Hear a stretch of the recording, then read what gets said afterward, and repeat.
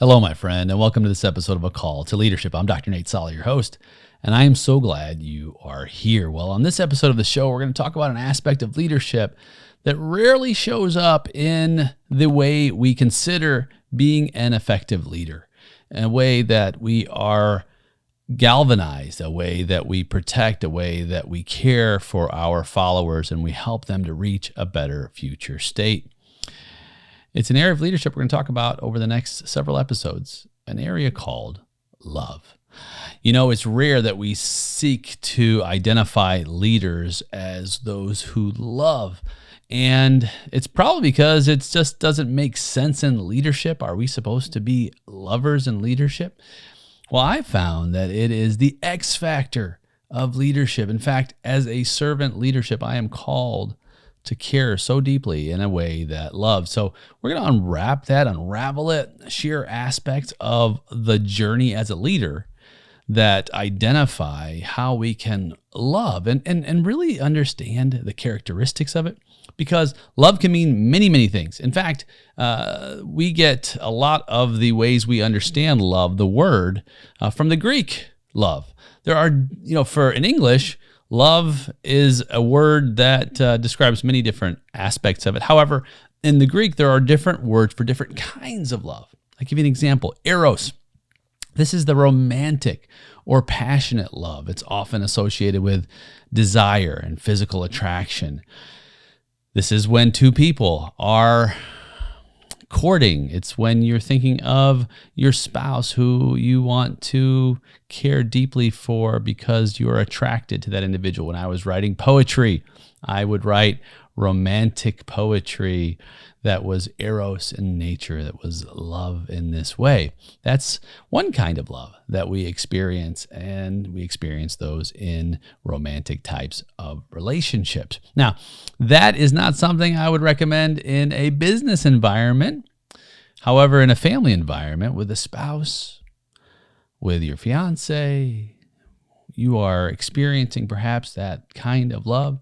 And that love, of course, wraps around your leadership journey, how you care for one another, what you're willing to do to sacrifice for one another, how you desire to protect one another. That's a different kind of love than what you'd experience in a business environment. However, it's an important kind of love. Now, there's also philia, which is a type of love that refers to deep friendships, companionships. It's based on trust. It's based on respect. It's based on loyalty. We get the word, we get the city Philadelphia from this word in Greek, which means the city of brotherly love. So this makes sense because it's about friendships and companionships and brotherhood, sisterhood. That's the idea. We get also philosophia, which is the love of wisdom. Sophia means wisdom, and that's where we get the term philosophy. So I have a degree in philosophy. That means I must love wisdom. And so this is a way that we describe philosophia, or the love of wisdom. It's a different kind of love than the eros kind of love. And then we have agape love. Agape is the selfless, unconditional love. It's about universal, compassionate love. It extends to all people, regardless of their actions, regardless of their characteristic. It knows no color. It knows no bounds. It knows no wrongs. It is completely extended in a selfless, unconditional way. That's agape love. That's often how we describe the love of God, is the agape love, the unconditional love, unmerited favor, total grace. That's the love that endures all. And that's a love that is so representative of our walk when we are considering not thinking about anything that you've done wrong, covering it all in grace. That's a difficult love. That's a difficult love, my friend, is it not? But that's the love called agape love. There's different, several other different kinds of love. There's storge, which describes a familial, natural affection, love between parents and children or siblings. This is when you care for your family members. When I look at my child and I care for my child because of my child's needs, when I see that my child is needing to grow into an individual who will contribute to society, I can prepare my child. One of the most important roles, I believe, and responsibilities as a parent is to prepare my child to go out. I have a boy, a young man now, to be a man in the world and to live fully, to love fully. And so this is my desire, my affection and my love for my child, to help him to be the kind of individual who will not only survive, but will thrive in the world. So I love my son. I love my son in that way. I'm not perfect. And sometimes I need agape love. Sometimes I need unconditional love because I don't always get it right as a parent. There's a love called ludus love, which is a love that's playful. It's a little flirtatious. It involves enjoying the thrill of the chase, the excitement of new romantic connections. Think about when you were courting, when I was courting with my spouse. I saw her across the room. I don't think I've told you this story. I saw her across the room at a nightclub many moons ago. I saw, wow, she is so pretty. And I walked across the way to inquire about her, and she was with another gentleman. And I knew the gentleman. We weren't close friends, but we were acquaintances. And I said, "Your girlfriend is beautiful." And I saw a little look in her eye, and she could tell I was being a little playful, a little flirtatious. And eventually, she would become my wife. So that is this kind of love that we see as we're making new romantic connections. These are all different kinds of love. There's pragma, which is pragma. You can understand even from the word pragma or pragmatism. Pragma is a practical. It's an enduring love that develops over time. So think of the long-term relationships. It's about compatibility. It's about shared values. It's about mutual understanding. This is a love that is what we call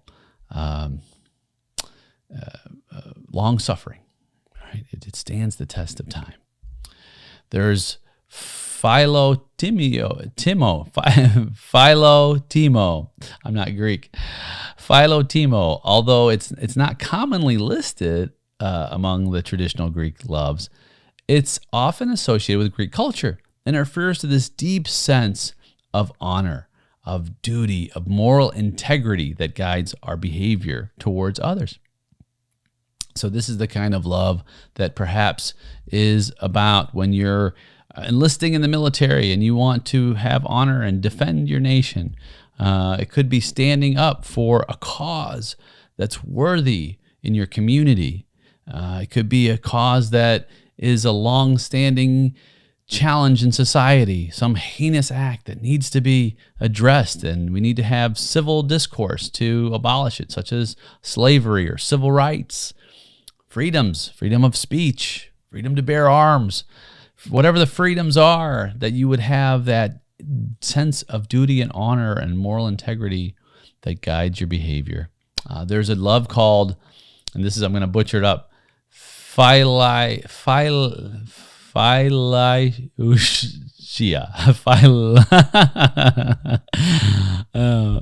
Philusia, maybe. Philusia. It's encompassing a self-love. This is a self-love, self-care. It acknowledges it's the importance of valuing yourself, having healthy sense of self-worth. Boy, isn't that needed. We have so much dysmorphia right now. It could be physical, it could be emotional, it could be mental. And we need to make sure that we care for ourselves and that we acknowledge the importance of knowing your value having a healthy sense of your worth. If you don't, ask someone who cares about you, ask someone who knows you, ask someone to be honest about your worth. I believe every person on this planet has inherent worth. Everyone. I don't look at your station in life. I don't look at your career. I don't look at your accomplishments. You, by the virtue of your humanity, you have worth. You're important. Don't let anyone ever tell you differently, and if they do, rebuke them. You are important. So you can see that there are so many, and this is in all the categories of love, there are so many different words for love that sometimes we have to leave our U.S. language, our English, and begin to understand the depth and the breadth and the beauty of all of these different ways to express love. So love isn't just, smoochy smooch and romanticism. It's one kind of love, but there are many, many others. And so when we think about each of these areas of love, we begin to realize that love is much more holistic, and it can encompass aspects of our leadership in different parts of our lives. And so what I want to do is focus on some aspect of love that's deeply important.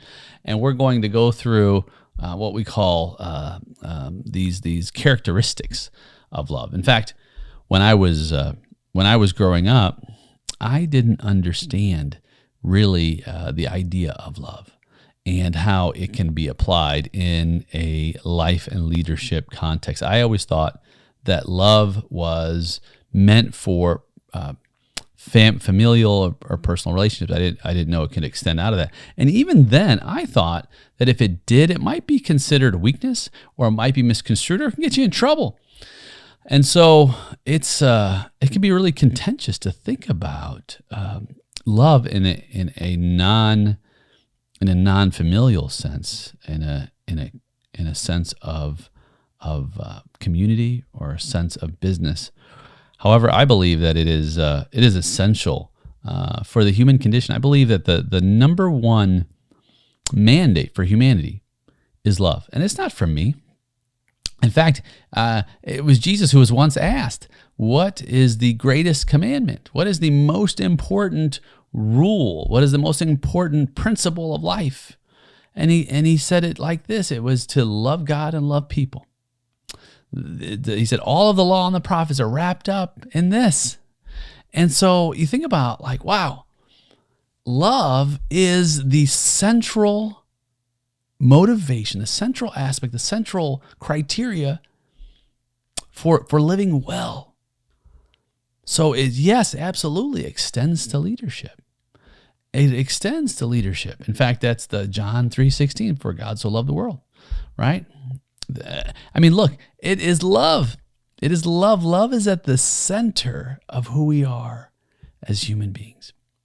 So to embrace that love. In fact, in our business, I was just talking with my office manager today, and we were talking about our business and how we don't say we're in the advisory, the accounting, the tax business. We don't say that. Yes, those are some of the things we do. But our business is love.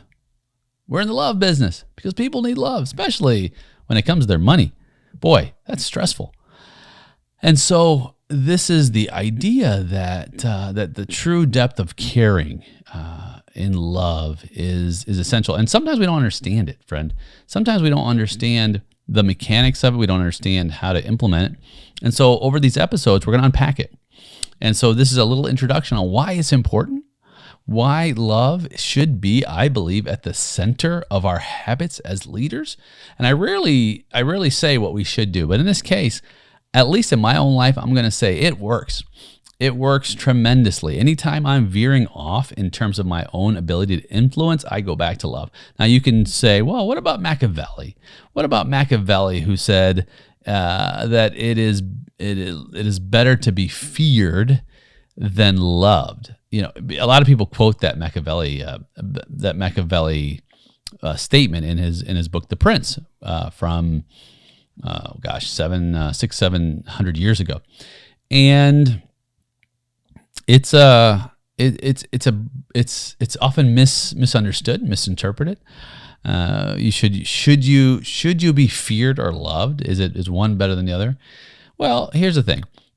Machiavelli was writing about city-states and leadership in, I believe it was the 14th century. I had to check my math, my numbers, my memory for that. Actually, it was the 16th century. I had it wrong. So 16th century, 1500s, when he wrote this book. And in the book, The Prince, Machiavelli is discussing this concept of fear and love. And he's saying, okay, in a political world, at least in this time, it's desirable for a ruler to be not only loved, but feared too by its subjects. But he made the argument that if you have to choose between the two, it's better to be feared than loved. And what he was saying was, his argument was that fear is more effective in maintaining control, maintaining obedience. And because he believed, at least what he experienced, is that fear can deter rebellion or dissension, because people are less likely to challenge a ruler who instills fear in them. And this is true in some senses. Of course, this then can help to maintain stability and order. I mean, of course, the Romans did this when in the first century. However, it only lasted for so long, because when a group of people have been oppressed through fear for some duration of time, eventually they will rebel. They will revolt, because when you have nothing to lose but life, and your life has zero dignity and zero opportunity for hope, for purpose, for stability, then your only objective is to cast off the yoke of your oppressors and hope that stability and victory from persecution, to be liberated, will be won by your next generation. And so fear only goes so far. So in this way, Machiavelli, he does make acknowledgments that being loved by the people, it can have benefits as well. Love fosters support, it fosters loyalty, and people are generally more willing to follow a leader whom they admire, whom they respect, who loves them. So he makes some cautions. You can say that love alone can make a ruler vulnerable to manipulation or a loss of control, because people's affections change. Maybe they change on circumstances. And so he makes the argument to balance fear and love when it comes to ideal rulership. And so we're going to talk about that. We're going to talk about how love and order and obedience, through some kind of fear, because I don't think that they're necessarily mutually exclusive. I don't believe that love and fear are separate in the sense. I believe that sometimes we use the mechanisms of fear in love, and not for a heinous purpose, but because it's an emotion. Fear is an emotion. Satisfaction is an emotion. We have so many emotions, and I'll go through some of them through the series. And so sometimes we fear loss of love. We fear loss of affection because it's important to us and we want to maintain it. So we'll go through those aspects of it. I think what it's important to recognize is that love is a tool that we can embrace in our daily walk, in our daily decisions for life. And so we're going to unpack all of those. In fact, when my son would ask me years ago, it was about 4 years old, and I was taking him to preschool, and he said, "Dad, I don't understand love. Help me to understand." You tell kids you love them all the time, right? I love you, and they say, "I love you too." But the concept is a bit foreign to them. And I went to my wife and I asked her, "Hey, our son's asking us about love. What do you think? What could I do for a study with him to walk through love?" And she said she had a great idea.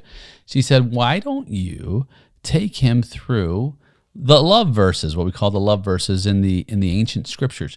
And those are in 1 Corinthians 13, 4 through 8, the book of Corinthians. And they're called the love verses because they're often told at weddings. You often hear these if you're at a wedding. You might hear these characteristics of love. And so they're quite beautiful.